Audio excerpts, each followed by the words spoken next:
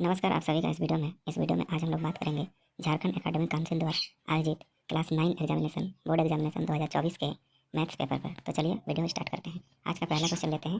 पहला क्वेश्चन है, निम्न में कौन परिमेय संख्या है, यानी ये जो 4 ऑप्शन दिया गया है इसमें से कौन रेशनल नंबर है। जैसा कि आपको पता है रेशनल नंबर को हम लोग P/Q के फॉर्म में लिख सकते हैं। तो यहाँ पर आप देख सकते हैं रेशनल नंबर कौन सा है। जैसे यहाँ पर ऑप्शन नंबर बी आप देख सकते हैं, √7 कैंसिल हो जाएगा तो बचेगा क्या, 2/7, यानी इसका सही आंसर हो जाता है option number B.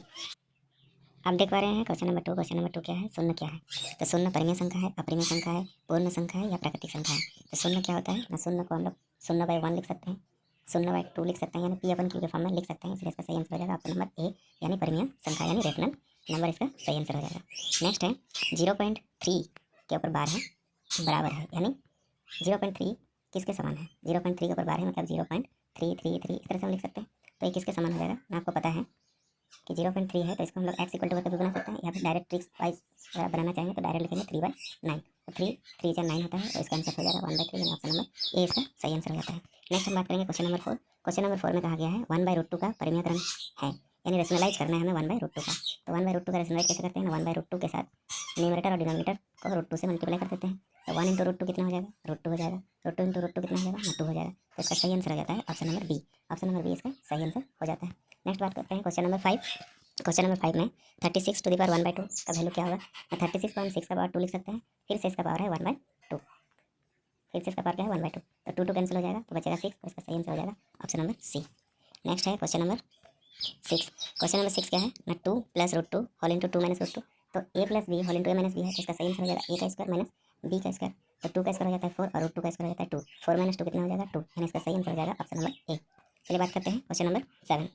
Question number 7 क्या है ना, ये जो 4 ऑप्शन दिया गया है इसमें से कौन बहुपद नहीं है, कौन सा पॉलिनोमियल नहीं है। तो पॉलिनोमियल इसमें कौन सा नहीं है, यहाँ पर हम वेरिएबल देखेंगे, वेरिएबल का पावर अगर -1 या फिर रूट में दिया हो तो आप देख सकते हैं ऑप्शन नंबर डी में y+2y y लिखा है, यानी ये हो जाएगा y+2 y⁻⁻1, तो आप देख सकते हैं पावर -1 होगा, इसलिए ए पॉलिनोमियल नहीं है।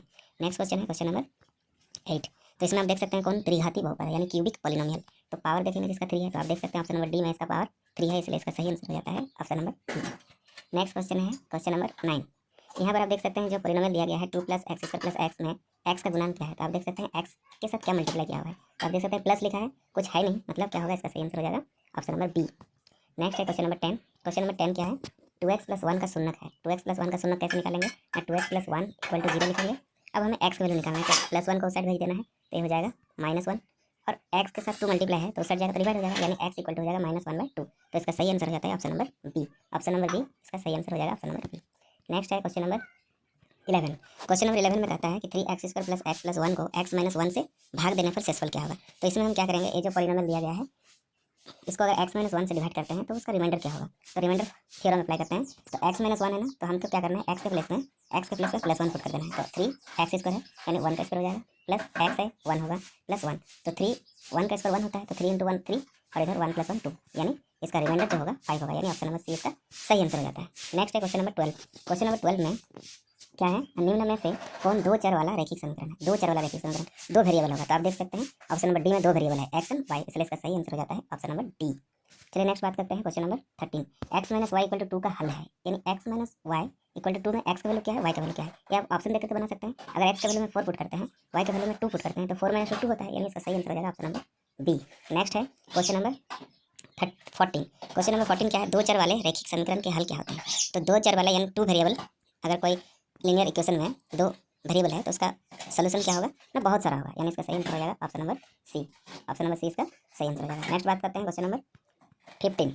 -3 - 5 किस चतुर्थांश में है, कौन सा क्वाड्रेंट में है। तो जैसा कि आपको पता है इस तरह से क्वाड्रेंट बनाया जाता है, first quadrant, second quadrant, third quadrant and fourth quadrant. तो कौन सा क्वाड्रेंट का साइन माइनस माइनस होता है, यानी थर्ड क्वाड्रेंट का, यहाँ पर भी एक्स का वैल्यू माइनस होता है, वाई का वैल्यू भी माइनस होता है। तो ये जो क्वाड्रेंट है थर्ड क्वाड्रेंट, इसका जो साइन होता है माइनस माइनस, यानी इसका सही आंसर हो जाएगा ऑप्शन नंबर सी।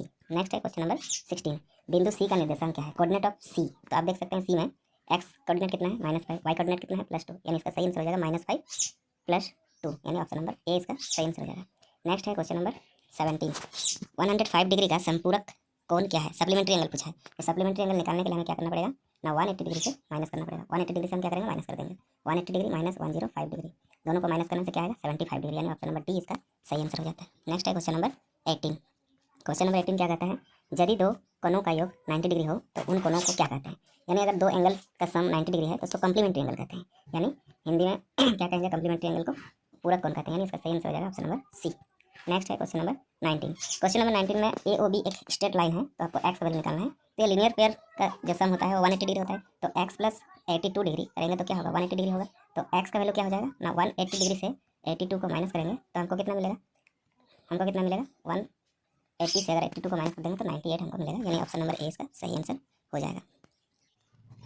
Question number 20। क्वेश्चन नंबर 20 क्या है ना, आकृति में एक्स का मान क्या होगा? तो आप देख सकते हैं यहाँ पर एक्स का मान हम कैसे निकालेंगे ना, एक्स का मान हम निकालेंगे यहाँ पर।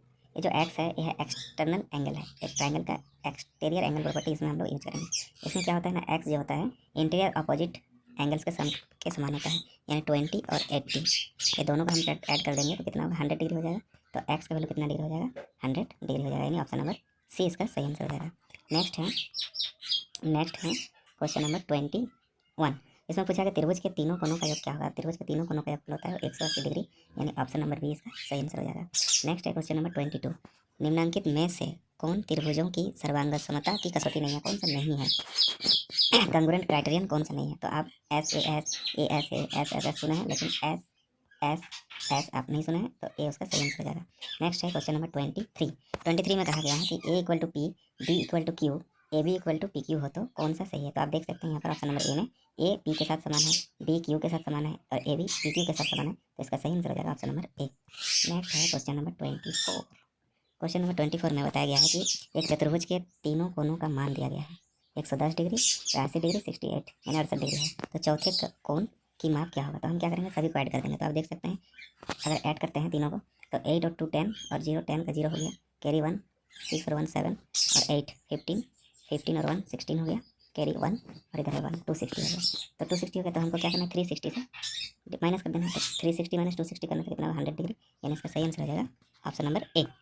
नेक्स्ट है क्वेश्चन नंबर 25। एक समांतर चतुर्भुज यानी पैरेललोग्राम ABCD में डी है 135, तो बी क्या होगा? तो हमें पैरेललोग्राम बनाना है। ठीक है, इस तरह से पैरेललोग्राम बनाना है। ए बी सी और डी, डी का वैल्यू दिया गया 135, तो बी का वैल्यू क्या होगा? तो बी का वैल्यू भी 135 हो जाएगा, क्योंकि पैरेललोग्राम के ऑपोजिट एंगल इक्वल होते हैं, तो इसका सही आंसर हो जाएगा ऑप्शन नंबर सी। नेक्स्ट है क्वेश्चन नंबर 26 में क्या कहा गया है ना, समचतुर्भुज के विकर्ण परस्पर क्या होते हैं? तो परस्पर क्या होते हैं? लंब होते हैं, इसका सही आंसर हो जाएगा ऑप्शन नंबर सी। नेक्स्ट है क्वेश्चन नंबर 27 में क्या कहा गया है ना, एक ही आधार और एक ही समांतर रेखाओं के बीच स्थित समांतर चतुर्भुज के क्षेत्रफल क्या होते हैं? इक्वल होते हैं, इसका सही आंसर हो जाएगा ऑप्शन नंबर ए। नेक्स्ट है क्वेश्चन नंबर 28। एक समचतुर्भुज के विकर्ण 5 सेंटीमीटर और 14 सेंटीमीटर है, तो इसका क्षेत्रफल क्या होगा? समचतुर्भुज यानी रंभस, रंभस का जो एरिया होता है 1/2 D1 इंटू D2 होता है। तो हम क्या करेंगे? ये फॉर्मूला यूज़ करेंगे तो ये हो जाएगा 1/2 इंटू 5 इंटू 40, तो 2 7 जा 14, 7 इंटू 5 35, इसका सही आंसर हो जाएगा ऑप्शन नंबर ए। नेक्स्ट है क्वेश्चन नंबर 29। एक चक्र चतुर्भुज में ए प्लस सी क्या होगा ना, ए प्लस सी का वैल्यू क्या हो जाएगा? 180 डिग्री हो जाएगा, यानी इसका सही आंसर हो जाएगा ऑप्शन नंबर डी। नेक्स्ट है मतलब साइक्लिक क्वाड्रिलेटरल में ए प्लस सी क्या होगा? 180 डिग्री होगा, अपोजिट एंगल का सम 180 डिग्री होता है।